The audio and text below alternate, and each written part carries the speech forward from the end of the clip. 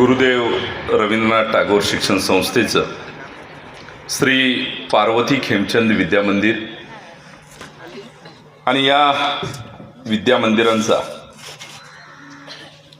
आजचा हा पारितोषिक वितरण समारंभ, याबरोबरच या विद्यामंदिराचे संकल्पक संस्थापक आदरणीय आप्पा यांचा स्मृतिदिन, या निमित्तानं मंचावर उपस्थित असलेले आजच्या कार्यक्रमाचे अध्यक्ष आदरणीय प्रमोद सर, या कार्यक्रमाचे अध्यक्ष आणि या संस्थेचे अध्यक्ष आदरणीय दादा, सचिव आदरणीय ताई, मंचाच्या समोर ही ज्येष्ठ मंडळी ज्यांनी ही शाळा उभी राहावी यासाठी आपलं अखंड आयुष्य समर्पित केलं, ते या शाळेवर प्रेम करणारे सर्व विश्वस्त, माझ्यासमोर इथं बसलेले विद्यार्थी, शिक्षक, ज्यांनी या ठिकाणी मला आमंत्रित केलं ते माझे मित्र विक्रम सर, मुख्याध्यापिका आदरणीय थोरात मॅडम, मंचाच्या समोर उपस्थित असलेले सर्व शिक्षक,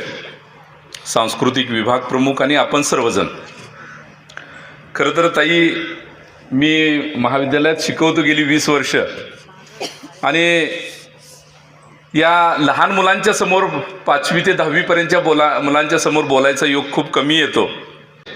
एकदा सरांनी गणित घातलं की एका एकरामध्ये 10 माणसं 100 झाडं 8 दिवसात लावतात. गणित बघा, असते ना गणित असलं, एका एकरामध्ये 10 माणसं 100 झाडं 8 दिवस लावतात. तीच 20 माणसं एका दिवसात किती झाडं लावतील? एक पोरगं उठून उभं राहिलं, त्याला उभं केलं, सांग रे किती लावतील? ते म्हटलं सर एकदा लावून झालेत नव्हतं, आता का लावायला लागलाय परत? आणि अशा उत्सुकतेची ही पोरं सगळी, आणि त्या नवीन स्वप्न बघितली पाहिजेत, याच्यासाठी आपलं अखंड आयुष्य समर्पित केलं. ते आदरणीय आप्पांच्या शाळेत तुम्ही शिकताय.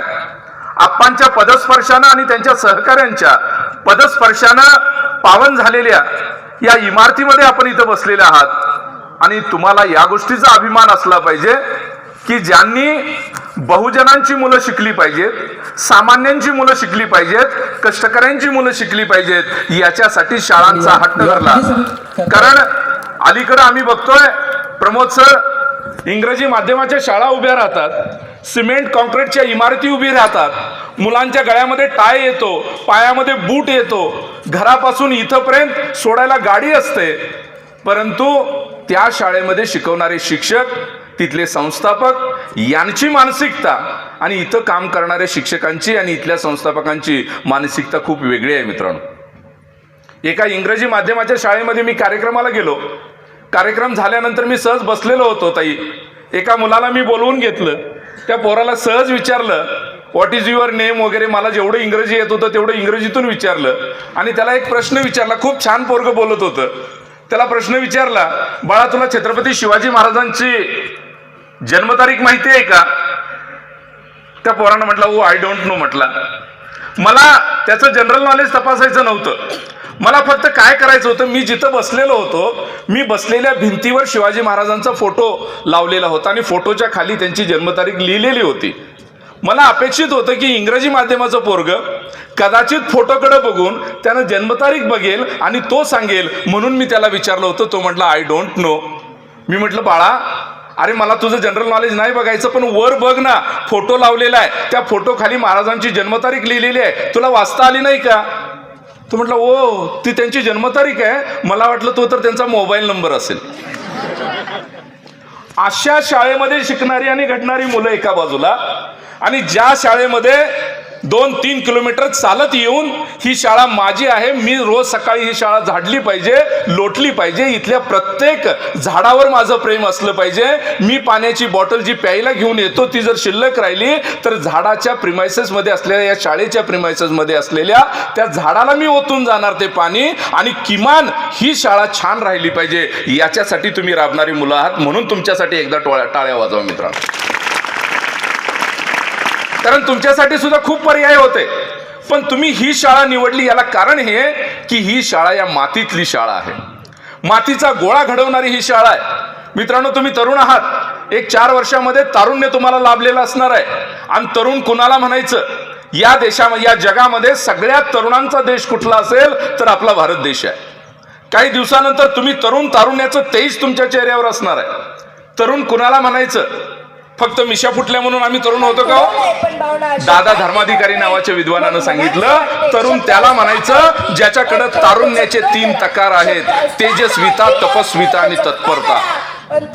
चेहऱ्यावरचं तेज सांगत असतं. मी मगापासून इथं जे बसलोय ते तुमच्या डोळ्यात बघतोय. तुमच्या डोळ्यात मला तेज बघायचंय की तारुण्याचं तेज काय असतं. तुमचे डोळे सांगत असतात, नाही बाबा या पोरा काहीतरी वेगळं आहे. आता ज्यावेळेला तुम्ही बक्षीस घ्यायला इथे येणार आहात, बक्षीस देणाऱ्याच्या डोळ्यात डोळे घालून बघण्याची क्षमता तुमची असली पाहिजे. मी एकदा आमच्या पोरांना विचारलं, चेहऱ्यावर तेज येण्यासाठी काय केलं पाहिजे?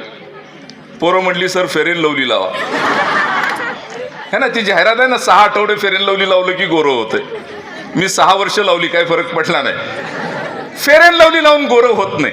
चेहऱ्यावर तेज येण्यासाठी तुमच्या अंतरात्म्यामध्ये काय असतं, तुम्ही आतमध्ये काय विचार करताय, ही सगळ्यात महत्वाची गोष्ट आहे.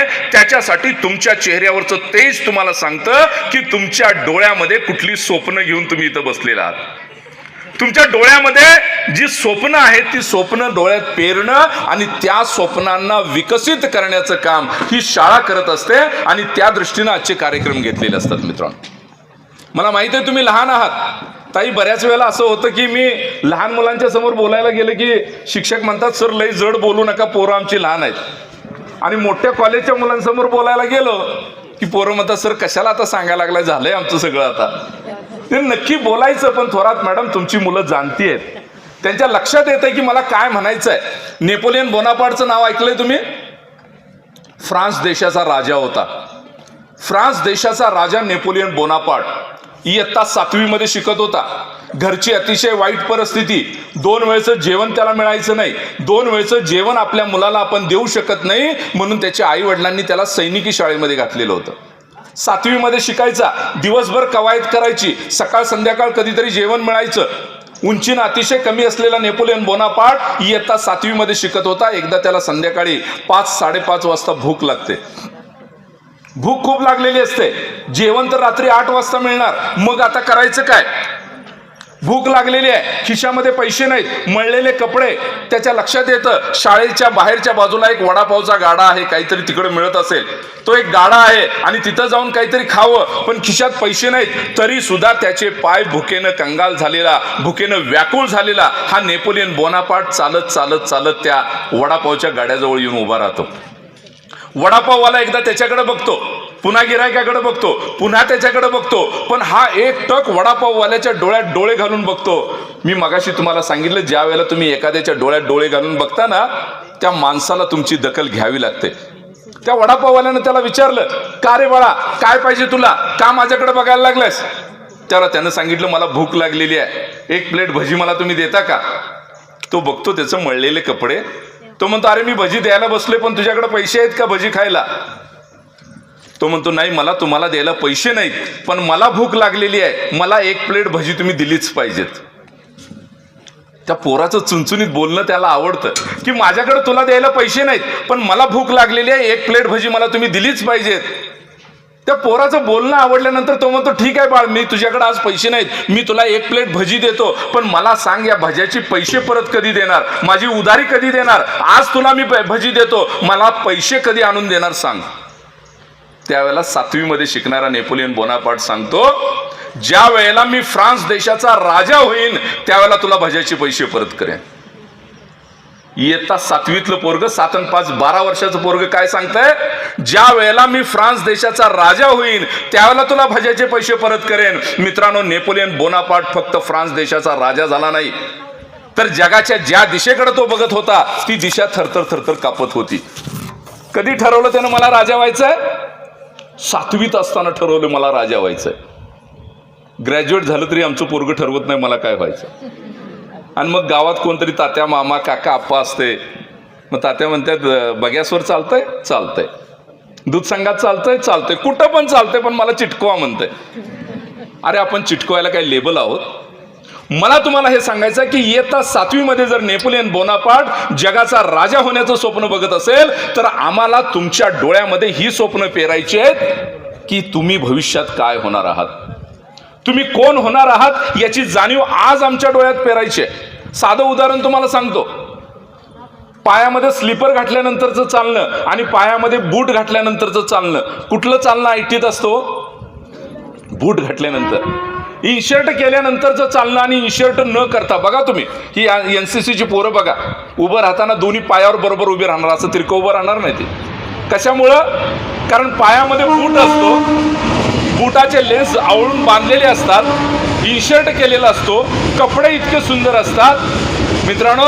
पायामध्ये घातलेल्या बुटामुळं आणि इनशर्टमुळं तुमच्या चालण्याला एक प्रकारची हाईट येते.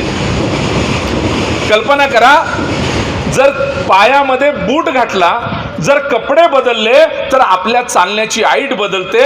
आज जर तुम्ही मनात ठरवलं मला DYSP व्हायचं आहे, तर उद्या वडापच्या गाडीत बसताना सुद्धा तुम्ही DYSPच्या स्टाईलनं बसता. आज जर मला सांगितलं कोणीतरी मी जिल्हाधिकारी होणार आहे, तर तुमचं चालणं, तुमचं बोलणं, तुमचं वागणं सुद्धा जिल्हाधिकारीच्या स्टाईलनं असायला पाहिजे.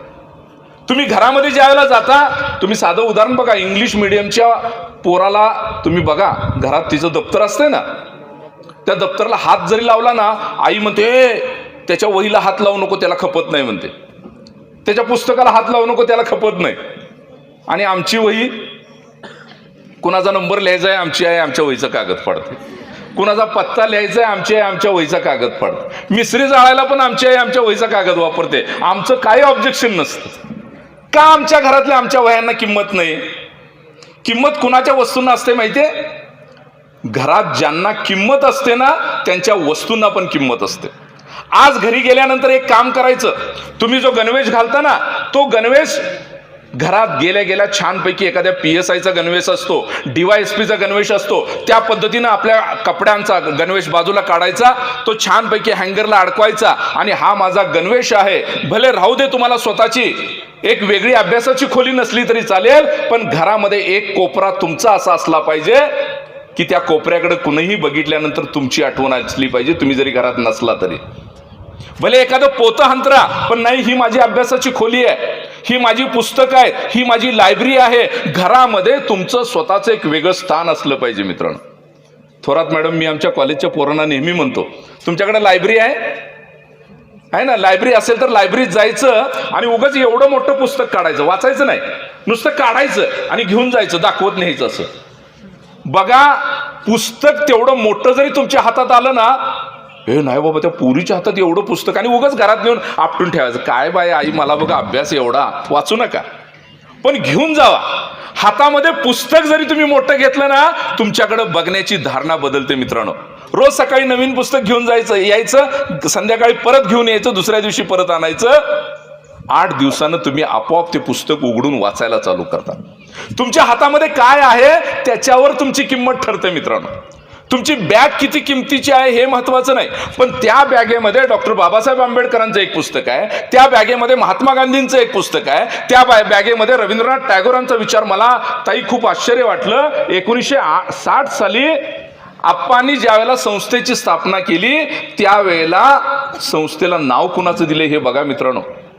एक राष्ट्रीय पातळीवरचं रवींद्रनाथ टागोर नावाचं, नाहीतर मरी आईच्या आणि अमुक तमुक मगाशी सरांनी सांगितलं तसं ह्यांच्या नावानं संस्था काढणारी माणसं वेगळी, त्यांची ध्येय वेगळी, पण रवींद्रनाथ टागोरांचा विचार घेऊन, महात्मा गांधींचा विचार करून घेऊन, ND पाटलांचा वारसा विचार करून ही शाळा चालवणारी माणसं ज्या वेळेला विचार करतात त्यावेळेला त्यांच्याकडे बघण्याच्या धारणा लोकांच्या बदलतात.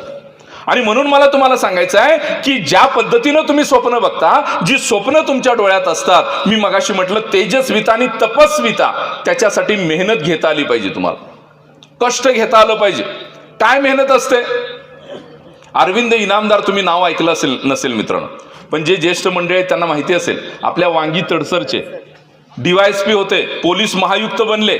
अरविंद इनामदार वांगी तडसरचे इयत्ता 10वी पास झाले आणि 10वी पास झाल्यानंतर 67% मार्क्स मिळाले.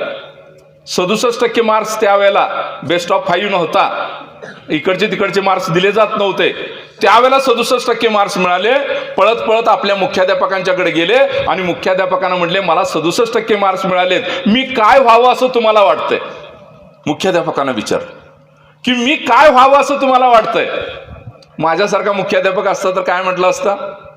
तुम्ही डॉक्टर व्हा, इंजिनियर व्हा, वकील व्हा. पण थोरात मॅडम सारखे मुख्याध्यापक होते त्यावेळेला. त्यांनी काय सांगितलं माहितीये? ते म्हणले, अरविंदा तू अंडीवाला हो. पण दुसरं वाक्य महत्वाचं सांगितलं मुख्याध्यापकाने. ते काय म्हणले? अरविंदा तू अंडीवाला हो, पण अंडीवाला झाल्यानंतर जगात तुझी अशी ओळख असली पाहिजे की कोंबडी नंतर दुसरं अंड कुठं मिळतं तर ते अरविंद इनामदाराकडेच मिळतं. जे व्हायचं आहे ना, तू काय होतस हे माझ्या दृष्टीने महत्वाचं नाही, पण जे व्हायचं आहे ते असं व्हायचं की जगात तुझं नाव घेतलं पाहिजे. स्पेशलायझेशन काय असतं हे तुझ्याकडे बघून लोकांना कळलं पाहिजे. हा संदेश त्यावेळेला मुख्याध्यापकांनी दिला. मित्रांनो, अरविंद इनामदार 11वी सायन्सला फर्ग्युसन कॉलेजला गेला. 11वी सायन्सला फर्ग्युसन कॉलेजला ऍडमिशन घेतलं. इंग्रजी बोलता येत नाही, मित्र जवळ बसू देत नाहीत, कारण सगळे कॉन्व्हेंटचे विद्यार्थी, याला इंग्रजी धड बोलता येत नाही. त्याच्या लक्षात आलं आपल्याला इंग्रजी येत नाही म्हणून आपल्याला मित्र मिळत नाही. अरविंद इनामदारानं स्वतःला आपल्याला 15 दिवस आपल्या खोलीत कोंडून घेतलं आणि 20,000 शब्दांची इंग्लिश डिक्शनरीज पाठ करून टाकली पाहिजे. 20,000 शब्द 15 दिवसात पाठ केले. हाच अरविंद इनामदार महाराष्ट्र राज्याचा पोलीस महायुक्त बनला. मित्रांनो, तपश्चर्या काय असते हे या माध्यमातून मला तुम्हाला सांगायचं आहे. म्हणजे चेहऱ्यावर तेज कशामुळे येतं तर या तपश्चर्येमुळे येतं की ज्या वेळेला एखाद्या गोष्टीचा आम्ही ध्यास घेतो, ज्या वेळेला एखादी गोष्ट मला करायची आहे, मनापासून करायची आहे, त्यावेळेला आपोआप ती प्रेरणा आमच्याकडे येते आणि त्याच्यासाठी आम्हाला तहान भूक हरपून तपश्चर्या करायची आहे. मित्रांनो, जी शिक्षण तुम्ही घेताय 5वी ते 10वी 12वी पर्यंत, या 10-12 वर्षामध्ये तुम्हाला इतकी तपश्चर्या करायची आहे की तहान भूक हरपून तुम्हाला काम करायचं आहे. तुम्ही जे करणार आहात ते मी करणार आहे, माझ्यासाठी करणार आहे आणि याच्यासाठी हवी ती किंमत तुम्हाला देता आली पाहिजे.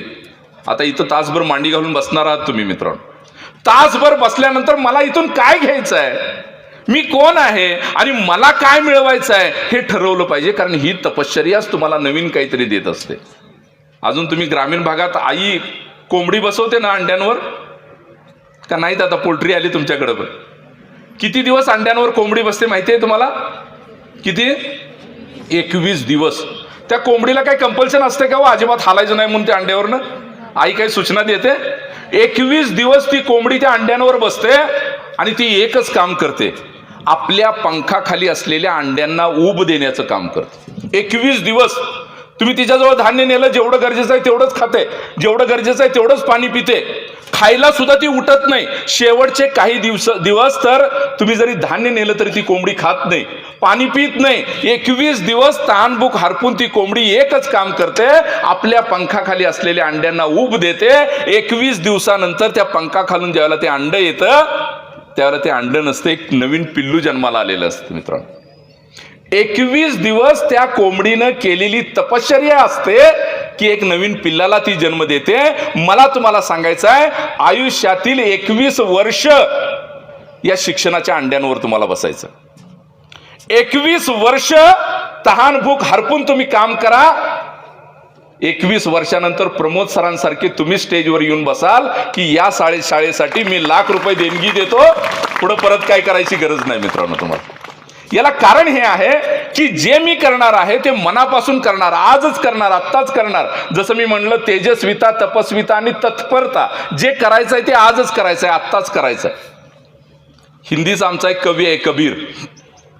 तर कबीर म्हणतो, कल करना सो आज कर, आज करना सो अब, पल में परलय होगा बहुरी करोगे कब. जे उद्या करायचं आहे ते आज कर, आज करायचं आहे ते आत्ता कर. आम्ही कबीराला पण उलटा केला. आम्ही म्हणतो आज करना सो कल कर, कल करना सो परसो, जल्दी भी क्या है अब जीना है बरसो म्हणतोय. अजून काय म्हातार झालोय का आम्ही? प्रमोद सर आमच्या गावात पारायण चालतं. मी पोरत पारायणच्या वेळेला त्या कट्ट्यावर बसलेली असतात. मी म्हणतो पोरांना, अरे चला जरा पारायण चालू आहे, ज्ञानेश्वरीचं वाचन चालू आहे. पोरं म्हणतात, काय सर आम्ही काय त्यातलं आहे वे? आता ज्ञानेश्वरी वाचणं म्हणजे त्यातलं असणं वे? ज्ञानेश्वरांनी कुठल्या वर्षात ज्ञानेश्वरी लिहिली आणि वाचायची कधी? म्हातार झाल्यावर.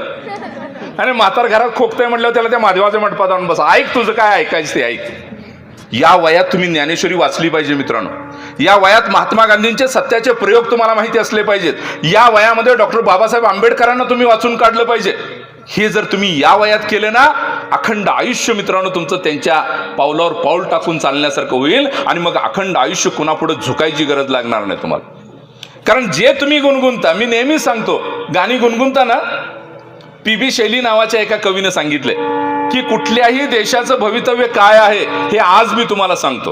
पी.बी. शैली आमचे विक्रम पाटील सर सांगतील तुम्हाला, इंग्रजीतले खूप मोठे कवी होते ते. त्यांनी सांगितलं की कुठल्याही देशाचं भवितव्य काय आहे हे मी आज सांगतो. कशाच्या बळावर? की त्या तरुणांच्या ओठावर कोणतं गीत आहे, तुम्ही कुठलं गाणं गुणगुणता यावर तुमचं भविष्य ठरणार आहे. कुठलं गाणं गुणगुणता तुम्ही? प्रत्येकाने कल्पना करा, आपल्या ओठावर कोणतं गाणं आहे? क्या बोलती तू आती क्या खंडाला, है ना? आणि मग ती पोरगी म्हणते खंडाला जाके क्या करेंगे, हा म्हणतो नाचेंगे गाएंगे झुमेंगे आईश करेंगे. थोरात मॅडम, आम्ही आमच्या कॉलेजचा एक समाजशास्त्र विभागाच्या वतीने एक सर्वे घेतला आणि ताई आम्ही 100 मुलींना विचारलं की तुम्हाला आवडणारं मराठीतलं गाणं कुठलं आहे. 100 पैकी जवळजवळ 42 मुलींनी त्यावेळेचं गाणं सांगितलं होतं, वाट बघतोय रिक्षावाला. अरे म्हटलं किमान कलेक्टर वाट बघतोय तरी म्हण.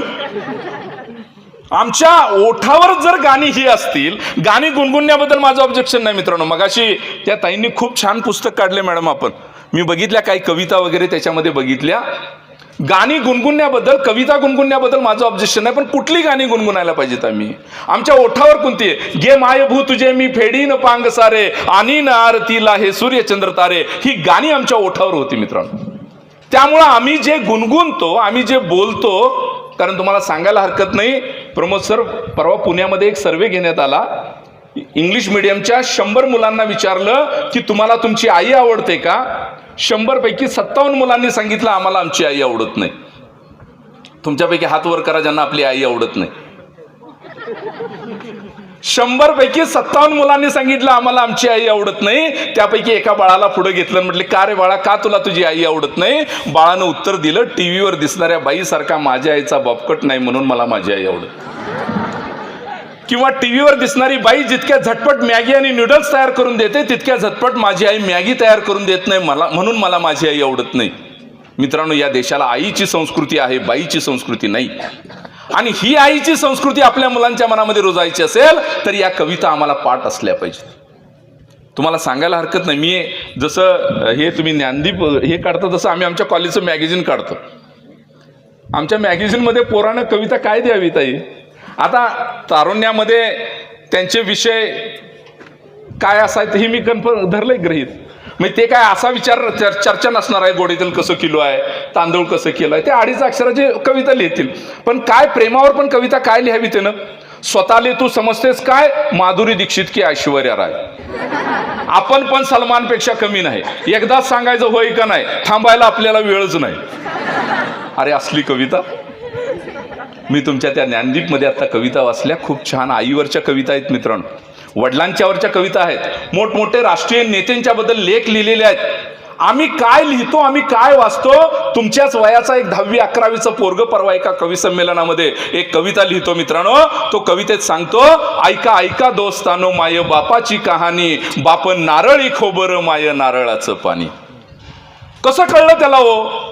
आई म्हणजे नारळाचं पाणी आहे, बाप म्हणजे नारळाचं खोबरं आहे. ऐका ऐका दोस्तानो माय बापाची कहाणी, बाप नारळी खोबर माय नारळाचं पाणी. बाप कष्ट करी माझा करी रान हिरवगार, आई हरिण काळीज पिका जपती या फार. बाप शिवाराचा धनी माय धन्याची हो राणी, ऐका ऐका दोस्तानो माय बापाची कहाणी. आम्ही लिहिली आपल्या आईवर कविता? आम्ही कधी लिहिली आपल्या वडिलांच्यावर कविता? आमचे आदर्श आमचे आई वडील नाहीत का?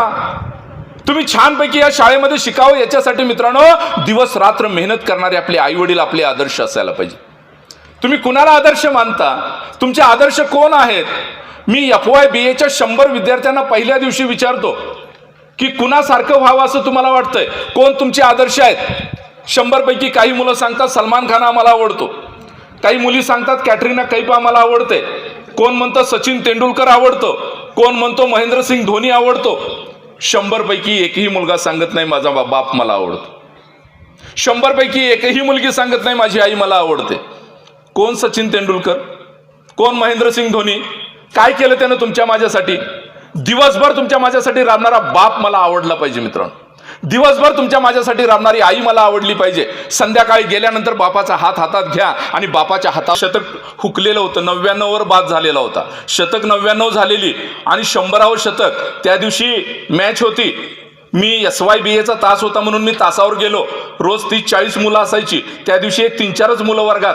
मी म्हटलं अरे काय झालं, पोरं कुठे गेली? सर म्हटले आज मॅच आहे. म्हटले बरं मग? अहो म्हटले आज सचिन तेंडुलकर 100व शतक ठोकणार आहे. म्हटले अरे पण म्हटलं तास तरी घ्या.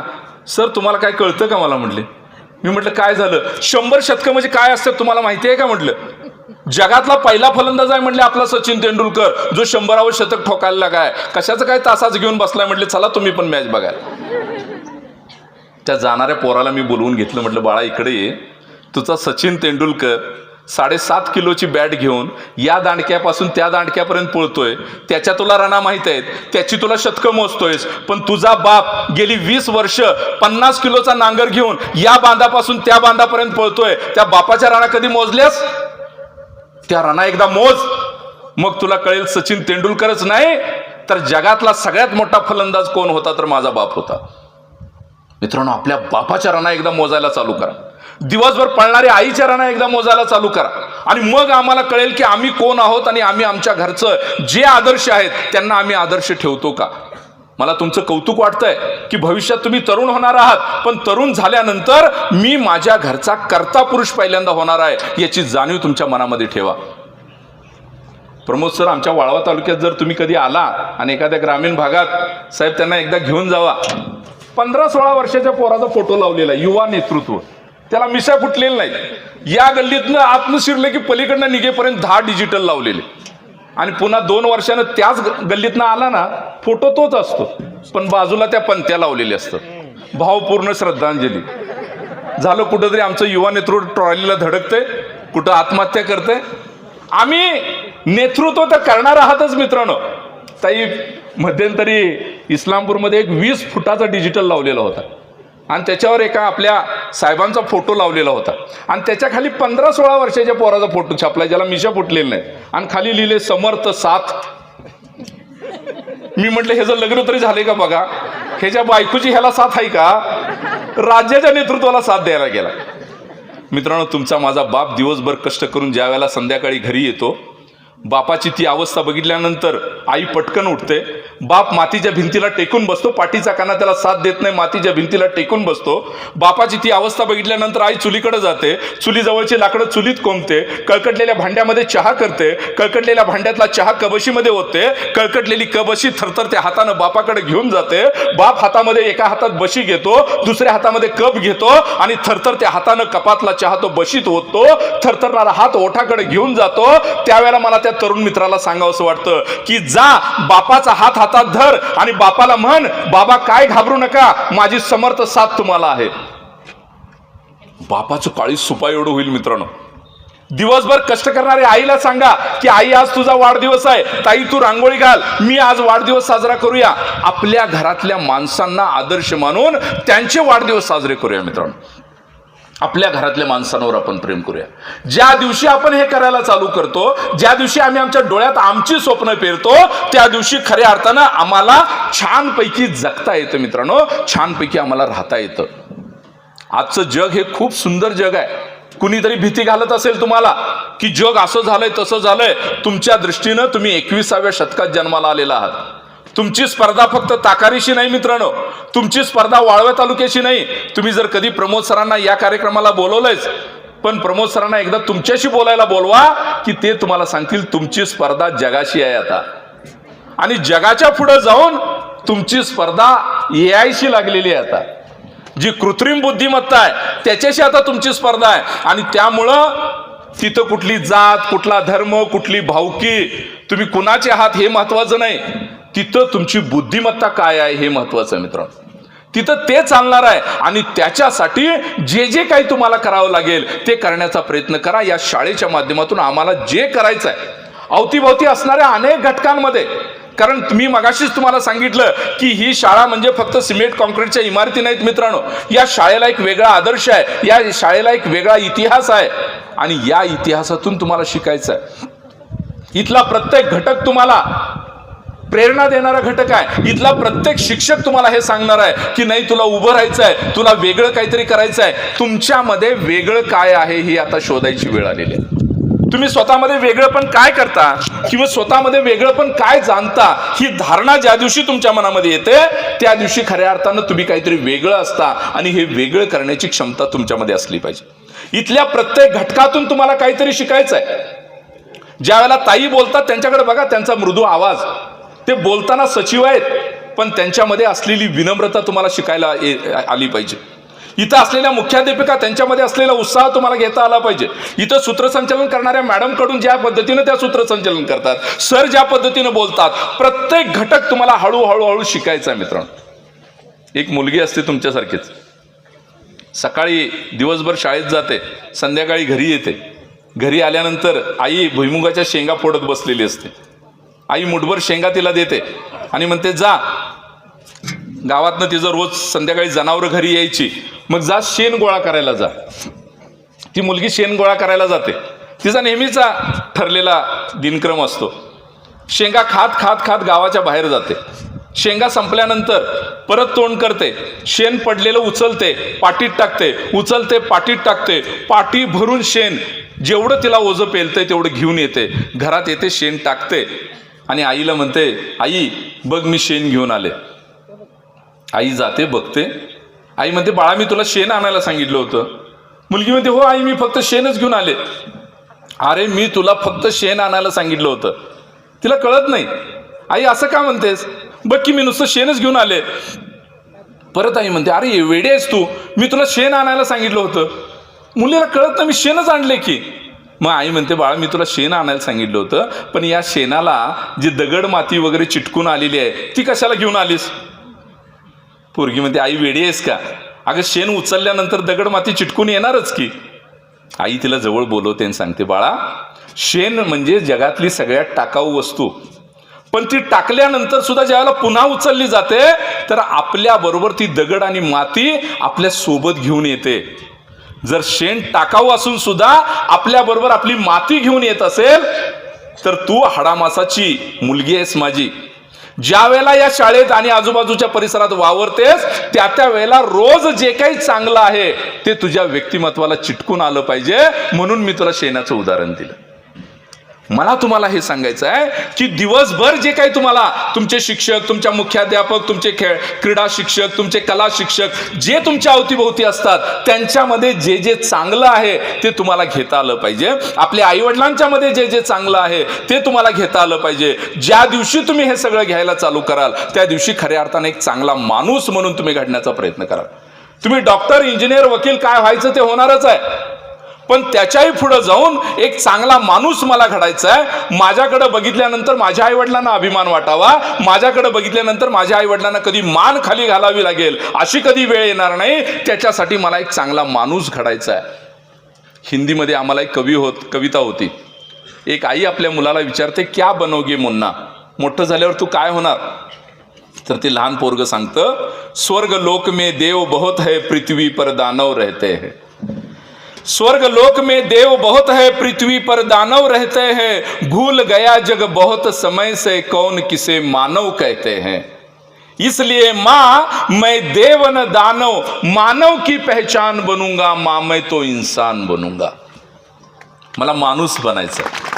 मित्रांनो, डॉक्टर, इंजिनियर, वकील तर सगळे बनतात, पण एक चांगला माणूस जर आम्हाला बनायचं असेल तर खऱ्या अर्थाने या शाळेतले संस्कार तुमच्या मनावर असले पाहिजेत. या शाळेचे संस्कार घेऊन जगामध्ये ज्या वेळेला तुम्ही जाल त्यावेळेला एका हातामध्ये तुमच्या डिग्री असेल आणि दुसऱ्या हातामध्ये आपला स्वतःच्या व्यक्तित्व, आपलं कॅरेक्टर जे आहे ते आपलं असणार आहे तुमच्यासोबत. आणि त्यावेळेला खऱ्या अर्थाने एक चांगला माणूस बनण्याची तुमची प्रक्रिया चालू होईल. आणि तो एक चांगला माणूस बनण्याच्या तुमच्या या सगळ्या कार्याला मी मनपूर्वक शुभेच्छा देतो आणि थांबतो. जय हिंद, जय महाराष्ट्र.